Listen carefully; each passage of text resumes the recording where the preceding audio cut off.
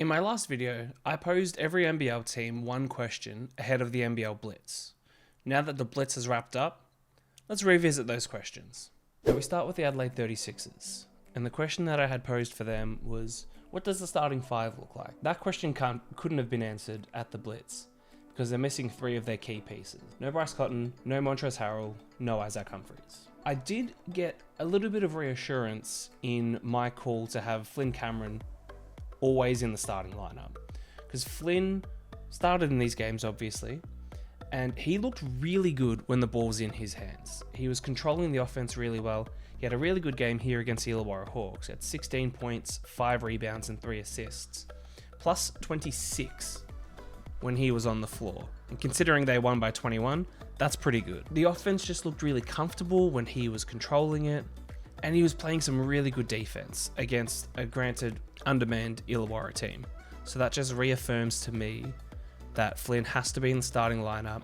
He doesn't have to be, well, he's not the point guard, and he doesn't have to have the ball in his hands always, because Bryce Cotton will have the ball in his hands more often than not. But imagine Bryce Cotton, coming off of screens, being a pure scorer at times, as opposed to having to facilitate as well. Have Flynn Cameron with the ball in his hands, and then you can have DJ Vasiljevic and Bryce Cotton on opposite wings. That's really going to stretch the floor, and that's going to allow Zylan Cheatham to get aggressive to the ring, Isaac Humphries to have some space in the low block, which he didn't always have last year. And I just think it's going to make Adelaide even more of an offensive threat than they already are and are going to be this season. The Brisbane Bullets now, and my question for them was all about their import trio. And is this import trio going to be strong enough to carry this team to a potential playoff run? The simple answer is yes. Now, they played two very different games. One game where the team played really well, one where the team struggled a fair bit. I'm going to focus on the game that they played really well. This game against the Sydney Kings. They won by 8 points, and they were absolutely led by this import trio: Javon Freeman-Liberty, Casey Prather, and Jalen Adams. Between the three of them, they scored 61 of the 100 points that they scored in this game, and they were really highlighted by Freeman-Liberty, who had 27 points, 5 rebounds, 4 assists, and 4 steals. Casey Prather also had 4 steals with his 16 points. And Jalen Adams leading the offense, as we knew he would, 18 points and 6 assists. So that's them at their best. Now, are they going to need to be at their best for the majority of their games, or at least 2 of them firing in a game to get a win against good teams? Absolutely. But we expect that in the NBL of all teams and all imports. Now, Brisbane throughout this Blitz were missing Alex Dukas and Tyrell Harrison, and I think Harrison is going to be a massive addition specifically. Dukas is still a rookie. We don't know exactly how he's going to go minutes-wise and how he's going to fit into this team, but Tyrell Harrison specifically, just to bolster up that defense a little bit and get some offensive rebounds. But if this import trio is firing at the rate that they are, at least in the game against Sydney, then they're going to be the best import trio in the league, and we might see the Bullets return to the postseason. The question I posed to the Cairns Taipans was, what do they even look like? We haven't seen them on the floor together. We haven't seen them really together at all. And we still don't know. They were still missing Ashton Hagans and Rain Smith, who we haven't seen pull on an orange jersey at all. But we finally got to see what Jack McVeigh looks like on the floor with this team. To no one's surprise, the answer is good. He looks good on the floor. He's leading this team. Admiral Schofield made some huge shots. He had 24 points against the Tassie Jack Jumpers in that overtime loss that they suffered. But we're seeing them go in the right direction. It's going to be a little bit of time before they have the chemistry, because, well, their whole starting five hasn't been together at all yet, or at least their key pieces haven't been together at all. Admiral Schofield, our first chance to see him, hit some big shots. I like his size for a guard. He's got some good size and strength. Jack McVeigh, we knew he was going to be amazing. Cody Statman has really impressed me this preseason. It's his first season as a fully fledged rostered player, and he's put up some big points. Had 17 against Tassie, and then had 15 as well against New Zealand. Kyron Galloway has impressed me. He's put up some decent numbers. Alex Higgins-Titcher has played well in the preseason, both at the Blitz and in their other games that they've played so far. Mawot Mag has struggled a little bit. He's still a rookie, scoreless and 4 fouls in his game against Tassie, then didn't play in their second game as well. So mixed bag of results for the Taipans.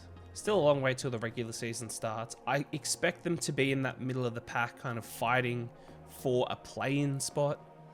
But early signs, considering the preseason that they've had, not even having a coach for the majority of it, things are looking positive for the Taipans.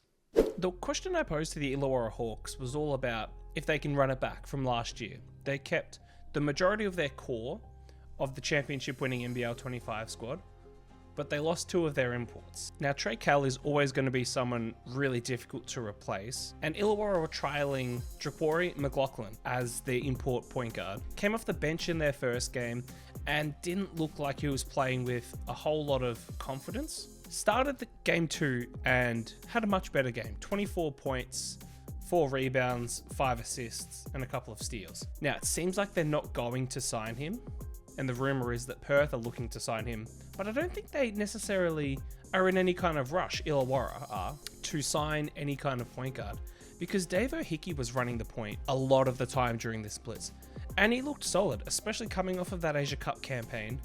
He looked really comfortable, didn't dominate any game whatsoever. 14 points, 3 rebounds, an assist and 2 blocks against Adelaide, and then 7 points, 5 rebounds, 4 assists, playing a lot more of that true point guard kind of facilitator role in their second game where they beat Perth. And that just is a very comforting thing for Illawarra in that they can start him at the 1, kind of take their time and get the most suitable guard available, whether they be a local or an import, and just allow Davo to run the offense. You know, set up Tyler Harvey, which he was doing, 22 points for Tyler Harvey in game 2. So can they run it back? Jury's still out. Davo missed the majority of the preseason because he was playing with the Boomers at the Asia Cup, but signs are looking positive for them. My main question for Melbourne United was about rotations, and specifically the rotations at the centre position. Losing 2 starting centres, which they did, is always going to make things really difficult, and they got a really good addition in Jesse Edwards, but they didn't get a true backup centre. Melbourne signed Fabian Krislovic, who is really more of a 4 than a 5, and are running him as the backup centre. We saw a couple of times at the Blitz, more in their first game, that they were running both Fab and Finn Delaney and kind of testing to see who works better as the backup 5, and it was definitely Fab. So in their second game against Brisbane, they were really running a 1-on-1 off type situation, like an under 12 style of subbing where, you know, one person goes off, the other person comes on, and they just kind of alternate the minutes themselves. It worked, and it worked to an extent in both games, but neither of their games were against teams that had a true centre. Brisbane missing Tyrell Harrison, and then their first game against Perth missing Joe Lawala-Chul. So yes, it is going to work against teams that don't have a big centre, but how is it going to look against JaVale McGee and the Illawarra Hawks, or against Isaac Humphries and the Adelaide 36ers? That's where I still have questions. Even at Southeast Melbourne, I don't know how well it's truly going to work.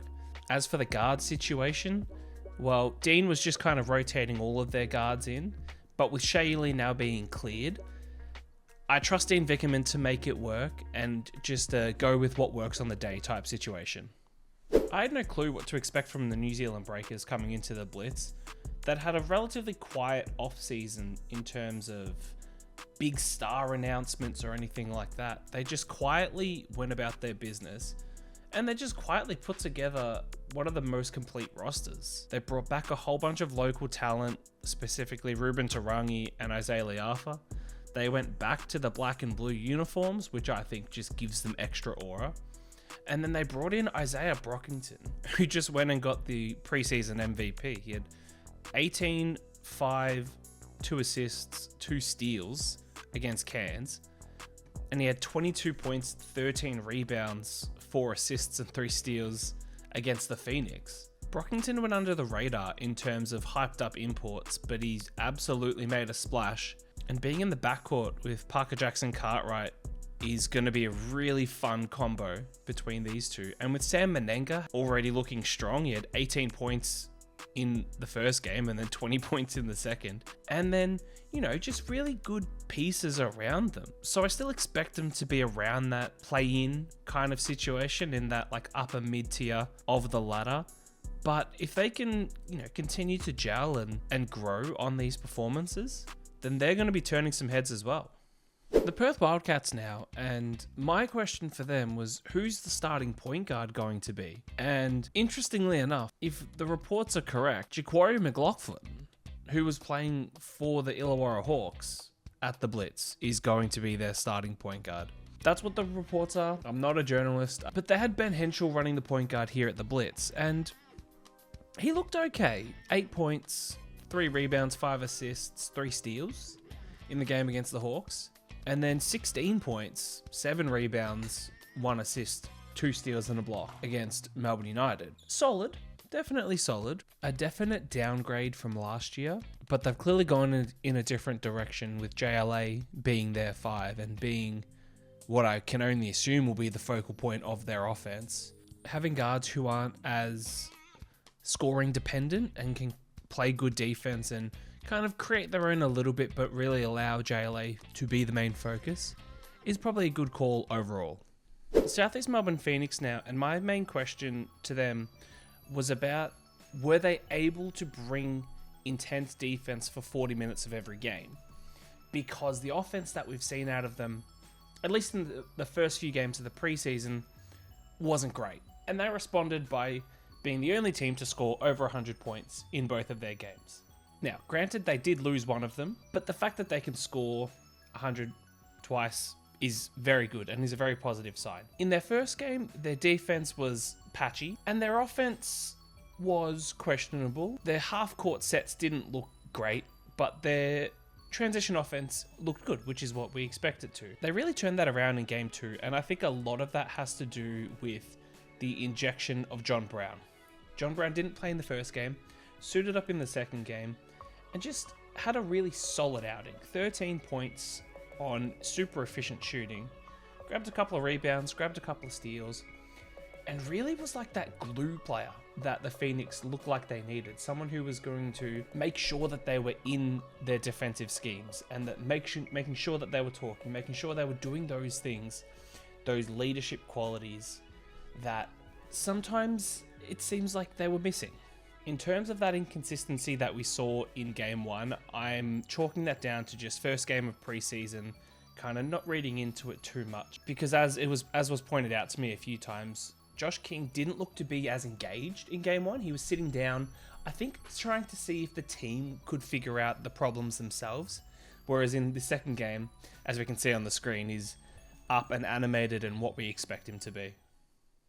My main question for the Sydney Kings was about their starting 5 and if they could all gel together. We didn't get the chance to answer that question because there was no Kendrick Davis at the Blitz. To me, that answered the question how important Kendrick Davis is to the Sydney Kings. It was very clear how important he was.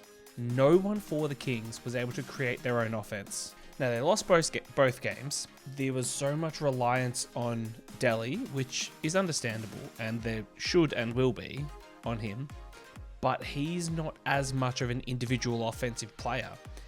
He can work off the screen and get to his floater, which he often does, but if it's winning time and you need a basket, who are you going to go to? Because there's not a lot of players. Maybe Xavier Cooks. Jalen Galloway's not quite there yet. We're going to see a lot of Quatnoy, as we should. We're going to see a lot of Bull Qual, as we should. I think they work better coming off the bench in this team. I'm also a little bit concerned, and this isn't something that I mentioned in the earlier video, but Tim Suarez fouled out in both games of the Blitz. And now we know that Kelly LePepe will be out for the season with an ACL tear. They're struggling for size. And what are they going to do if Suarez fouls out? Because then you've got Cooks running at the 5 and not a whole lot of size behind them.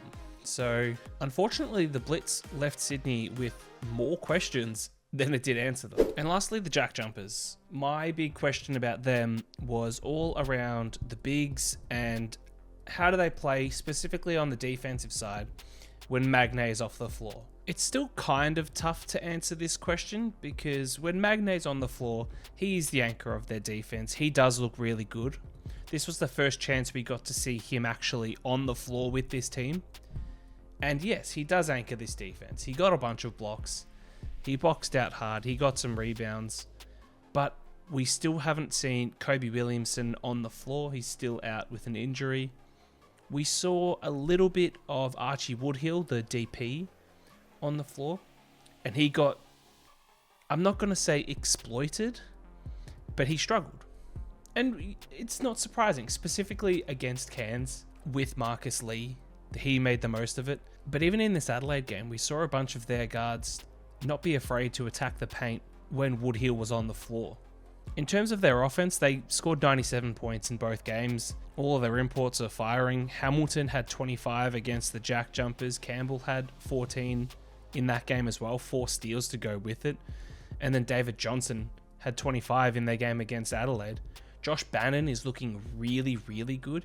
He's kind of playing the backup 5, kind of helping out in the paint when he needs to, which is fine against a team like Adelaide. But when you're playing against a team that has a true big, like Cairns did with Marcus Lee, that's when we saw, Bannon couldn't quite hold his own there, and they had to bring in the DP off the bench. So it is going to be interesting to see how Williamson goes, and if he is only really used in certain situations, kind of like we saw last year with Majuk for the Phoenix. But other than that, against maybe 2 or 3 teams that have some big, strong centers, I think Bannon would be able to hold his own. We'll have to wait and see.